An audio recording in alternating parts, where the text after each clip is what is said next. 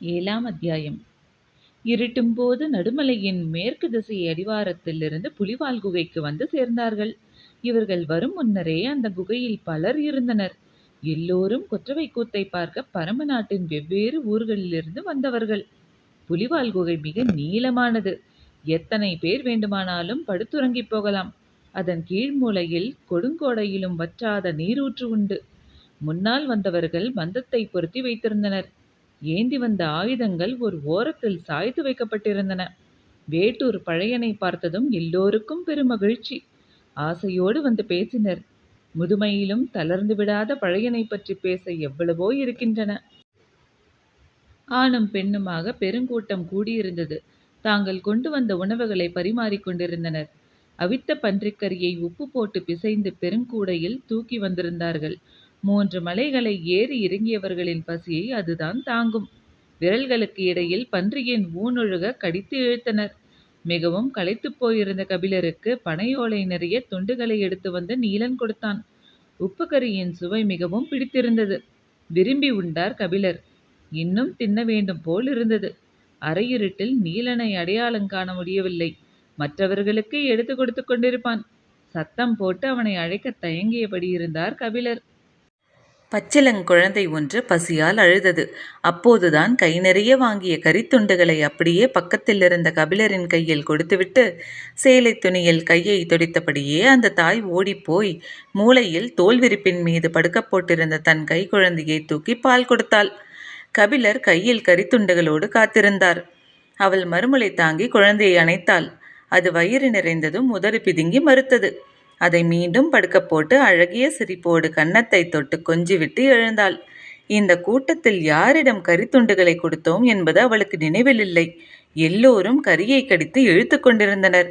பணங்கூடையின் அருகில் போனாள். கரி தீர்ந்து விட்டது. அவள் மிகவும் சோர்ந்து போனாள். அந்த அரையிருட்டில் அவளின் தவிப்பு யார் கண்ணிலும் படாமல் இருந்தது. சற்றே கலங்கியபடி அவள் திரும்பும்போது, மகளே, உனக்கான உணவு எனது கையில் இருக்கிறது என்றது கபிலரின் குரல். அவள் குரல் கேட்ட இடம் நோக்கி வந்தாள். கை தாழ்த்தாமல் அப்படியே பிடித்திருந்தார் கபிலர். வாங்கிய அவள் கனிந்த சிரிப்பில் நன்றி சொல்லியபடி கரித்துண்டுகளை கடித்தாள். கடும் பசி, சுவை வேறு இழுத்தது. கையில் இருப்பதில் ஒரு துண்டையாவது தின்னலாமா என பலமுறை தோன்றியது. ஆனால் கை நிறைய கரித்துண்டுகளை வாங்கிய நீ குழந்தையின் குரல் கேட்ட கணத்தில் மொத்தத்தையும் உதறிவிட்டு ஓடினாயே. தாய்மைக்கு முன் ஆண்களாகிய நாங்கள் அற்ப புழுவம்மா என்றார் கபிலர். பெரிய சொல்கிறீர்கள். இருட்டில் உங்களின் முகம் தெரியவில்லை. ஆனாலும் தந்தையை முகத்தை பார்த்துதான் அடையாளம் காண வேண்டுமா என்ன? தின்று கொண்டே பேசினாள். ஈச்ச மதுவுக்கு வறுத்த கரிதான் சரியான ஈடு. ஆனாலும் வெப்பத்தை அடை காத்திருக்கும் கர்குகைக்குள் உப்புக்கறி துண்டுகள் எல்லாவற்றையும் மிஞ்சும். அலுப்புத்தீர எடுத்து முடித்தது அந்த கூட்டம். வழி பொறுக்க இன்னொரு குவளையும் சேர்த்து கொடுத்தான் நீலன். குடித்த கபிலர் ஓர் ஓரமாக படுத்து சமாளிப்போம் என முயன்றார். எத்தனை ஆண்டுகள் காட்டில் வாழ்ந்தாலும் ஒவ்வொரு நாளும் புது புது அனுபவத்தை தரவல்லது காடு. அன்றைய அனுபவத்தின் கதை காக்காவிருச்சியை பற்றியதாக இருந்தது. இளமையின் துடிப்பு எந்த விலங்கையும் வீழ்த்தும் துணிவோடு வேல் கம்பை தாங்கி நிற்கிறது. முதுமையோ கொடும் விலங்கிடம் இருந்தும் எளிதில் தப்பிக்கும் வித்தையை கக்கத்தில் வைத்து காத்திருக்கிறது. பழையனின் கம்புக்கூட்டுக்குள் அவர் மரணத்தை வென்ற பல கதைகள் இடுக்கி கிடந்தன. அதில் இன்னொன்றாக இன்றைய கதையும் சேர்ந்து கொண்டது. கபிலர் தூக்கமின்றி எழுந்து உட்கார்ந்தார். தாகம் எடுத்தது. சுனை நோக்கி போகலாம் என நினைத்து எழுந்தார். அதை பார்த்த நீலன் உடன் வந்து அவரை அழைத்துச் சென்றான். மடிப்பு பாறைகள், கால்களை கவனமாக தூக்கி வையுங்கள் என்றான். அவர் பதிலேதும் சொல்லாமல் தலையாட்டியபடி வலது கையை மெல்ல உயர்த்தி நீலனின் தோள்பட்டையை பிடித்தார். அவரது கையின் உள்நடுக்கத்தை நீலனால் உணர முடிந்தது. பந்த வெளிச்சத்தை விட்டு விலகி நீரின் ஓசையை நோக்கி அவர்கள் நடந்தனர். நான் உங்களை எதிர்பாராமல் கீழே தள்ளியதால் உடல் முழுவதும் காயம் ஏற்பட்டுவிட்டது. என்னை மன்னியுங்கள் என்றான் நீலன். எனது உயிரை காப்பாற்றிய உனக்கு நான் அல்லவா நன்றி சொல்ல வேண்டும் என்றார் கபிலர்.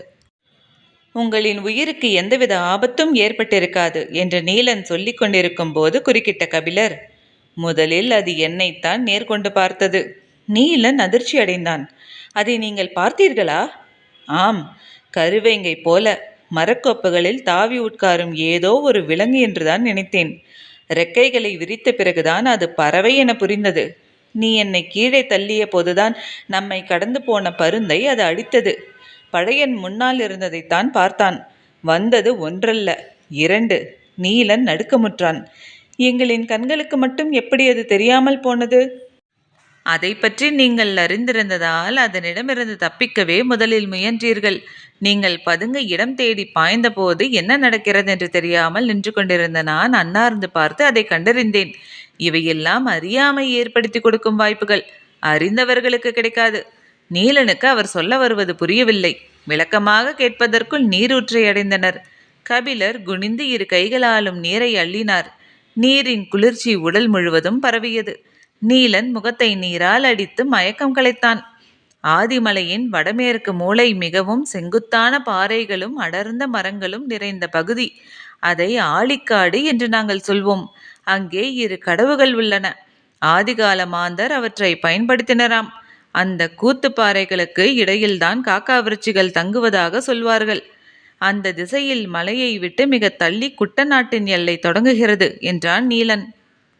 காக்காவிருச்சி பற்றி நீண்ட காலமாகவே மலை மக்கள் அறிவார்களா என்று கேட்டார் கபிலர். ஆதி காலத்திலிருந்தே அதை பற்றிய கதைகள் உண்டு. ஆனால் அதை பார்த்தவர்கள் மிகச் சிலரே. இப்போது பரம்பு நாட்டில் உயிரோடு இருப்பவர்களில் அதை பார்த்தவர்கள் 10 பேர்தான் இருப்பார்கள். இப்படி ஒரு பறவையை பற்றி சமவெளியில் வாழும் மக்களுக்கு எதுவும் தெரியவில்லையே. நாடெல்லாம் சுற்றும் எனக்கே இன்றுதான் இப்படி ஒரு பறவை இருப்பது தெரியும். காட்டில் நமக்கு தெரியாதவை எத்தனையோ உண்டு. நாம் வியக்கத் தொடங்கினால் அதற்கு எல்லையே கிடையாது. பேசியபடியே குகைக்குள் நுழைந்தனர். சிறிது நேரத்தில் கபிலர் படுக்கப் போனார். உடலெங்கும் வலி திரண்டிருந்தது.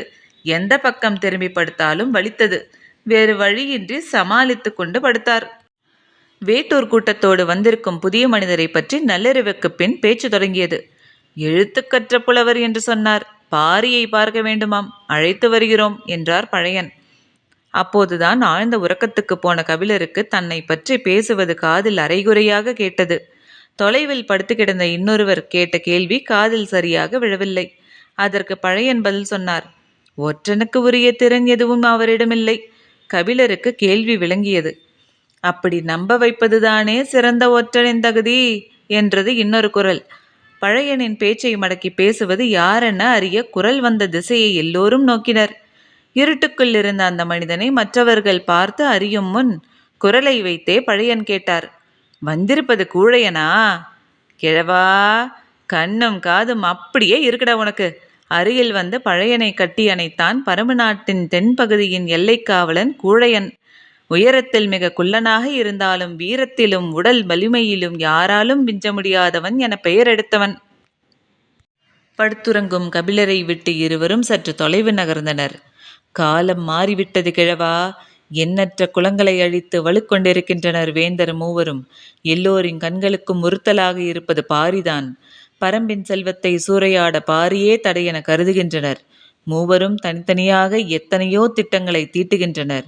ஒற்றர் படை இல்லாத நம் காதுகளுக்கே இவ்வளவு செய்திகள் வந்து சேர்கின்றன. அப்படியென்றால் எவ்வளவு திட்டங்கள் தீட்டப்படுகின்றன என்று எண்ணிப்பார். ஆகட்டும், அவர்கள் என்ன திட்டம் தீட்டினாலும் நம்மை ஒன்றும் செய்ய முடியாது. கிழவனின் நம்பிக்கையின் மீது அச்சத்தை ஏற்றும் வல்லமை கூழையனுக்கு இல்லை. ஆனாலும் கால மாற்றத்தை பழையனுக்கு உணர்த்த வேண்டும் என்று விரும்பினான். உங்களின் காலமல்ல இது. சேரனின் மிளகை பின்தள்ளி வணிகத்தில் முன்னேறி கொண்டிருக்கின்றனர் கொற்கை முத்துக்கள். யவன வணிகத்தில் தனக்கிருக்கும் முதலிடத்தை தக்க வைத்து கொள்ள உதியஞ்சேரல் எதையும் செய்வான். மிளகு செடி தழைத்துச் செழிக்கும் எண்ணற்ற குண்டுகள் நம்மிடம் உண்டு. அது மட்டுமல்ல, ஏற்கனவே பரம்பு நாட்டிடம் அடைந்த தோல்விக்கு பழி வாங்க வேண்டும் என்ற வெறியோடு இருக்கிறான். இது பற்றி பாரியிடம் பேசிவிட்டுத்தான் திரும்புகிறேன். என்ன சொல்கிறாய்? நீ கொற்றவை கூத்தில் பங்கெடுக்கவில்லையா? இல்லை கிழவா, எல்லைக்கு திரும்பியாக வேண்டும். கொற்றவை கூத்தில் பங்கெடுக்காமல் திரும்பும் அளவுக்கு நிலைமை மோசமாக உள்ளதா? நீங்கள் நம்ப மாட்டீர்கள், ஆனால் உண்மை அதுதான். கிழவன் குறுகுருவென கூழையனையே பார்த்தான். எதை வைத்து சொல்கிறாய்? எல்லைப்புற ஊர்களில் புதிய மனிதர்கள் நடமாடுகின்றனர். நாம் அறியாத வேட்டை நாய்கள் காடுகளுக்குள் அலைகின்றன. பள்ளத்தூருக்கு வரும் உமணர்கள் முன்பு போல் உடனுக்குடன் புறப்படுவதில்லை. தேவைக்கு அதிகமாக தங்கிவிட்டு போகின்றனர். பரம்பு நாட்டுக்கு வந்த எந்த ஒரு பாணர் குழுவும் கடந்த ஆண்டில் ஒரு முறை கூட வரும் வழியில் உள்ள முல்லை நிலக்காடுகளில் கொள்ளையர்களிடம் அகப்படவில்லை. இவையெல்லாம் நமது ஐயத்தை வலுப்படுத்தவே செய்கின்றன. கொள்ளையரிடம் சிக்காமல் இருப்பதற்கும் இதற்கும் என்ன தொடர்பு இருக்கிறது? காடுகளில் வேந்தர்களின் படைகள் நிலை கொண்டுள்ளன என பொருள். படைகள் இருக்கும் காடுகளில் கொள்ளையர் இருக்க மாட்டார் அல்லவா? நம்மை பலரும் நெருங்கியுள்ளனர். வழக்கத்துக்கு அதிகமாக இந்த ஆண்டு அதிக விருந்தினர் வந்துள்ளனர். போருக்கு முன்னர் விருந்தினரின் எண்ணிக்கை பெருகும் என கேள்விப்பட்டதில்லையா? அதற்காக எல்லா விருந்தினரை பற்றியும் ஐயப்பட முடியுமா? ஐயப்பட முடியாதுதான், ஆனால் கண்டறிய முடியும். அதற்கான எந்த முயற்சியும் செய்யாமல் தான் நீங்கள் இவரை அழைத்து கொண்டு போகிறீர்கள். என்ன செய்திருக்க வேண்டும்? பாணருக்குத்தான் வறுமை காரணமாக பரிசில் பெற வேண்டிய தேவை இருக்கிறது. புலவனுக்கு இங்கென்ன வேலை? எழுத்து கற்றவனுக்கு உதவத்தான் மூவேந்தரும் போட்டி போடுகின்றனரே. அவர்களிடம் கிடைக்காத பொன்னா பொருளா? அப்படி இருக்க இவ்வளவு கடினமான ஒரு மலைப்பயணத்தை செய்ய வேண்டிய தேவை என்ன இருக்கிறது? இவை எல்லாவற்றையும் பற்றி கூட நீ அவரிடம் பேசாமல் இருந்திருக்கலாம்.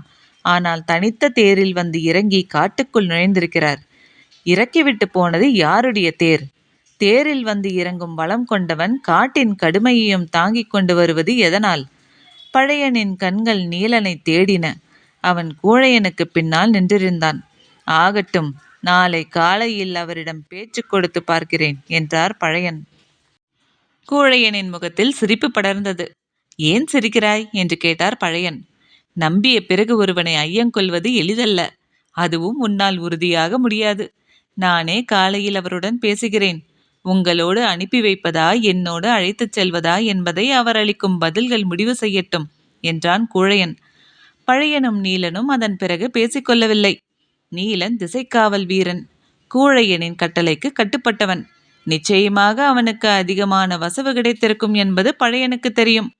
வீரர்களின் கட்டளை ஒழுங்குகளில் பழையனுக்கு எப்போதும் நம்பிக்கை இல்லை.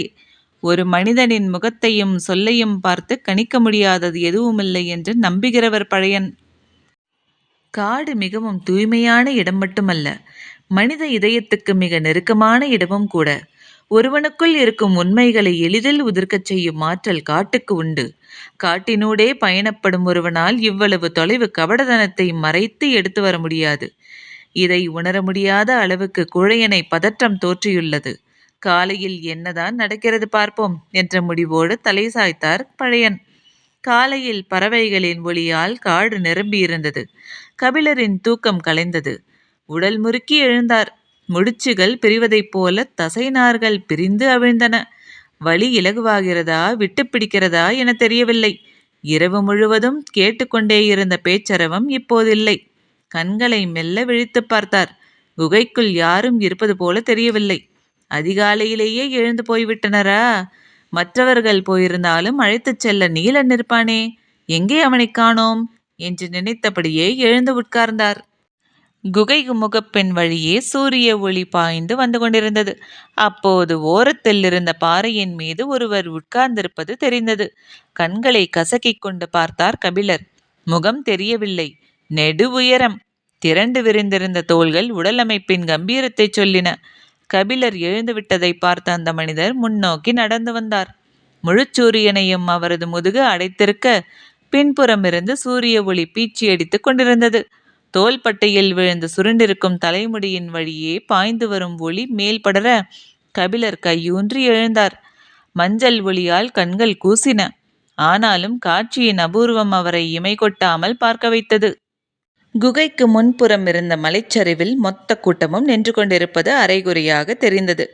எட்டி பார்க்கும்போது முன்னகர்ந்து வருபவரின் குரல் குகை எங்கும் ஒலித்தது. முதல் நாளே கால் தசை பிறண்டுவிட்டது.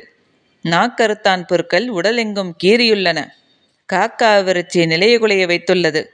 நீலன் எதிர்பாராமல் தூக்கி அடித்திருக்கிறான். இவ்வளவு தாக்குதல்களையும் வலியையும் தாங்கியபடி விடாமல் மலைகள் கடந்து வந்திருக்கிறீர்களே, இனியாவது உங்களை எனது தோளிலே தூக்கிச் செல்ல அனுமதிப்பீர்களா? திகைப்பிலிருந்து மீளாத கபிலர் நெருங்கி வரும் அந்த மாமனிதனை பார்த்து கேட்டார். நீங்கள் யார்? வேல்பாரி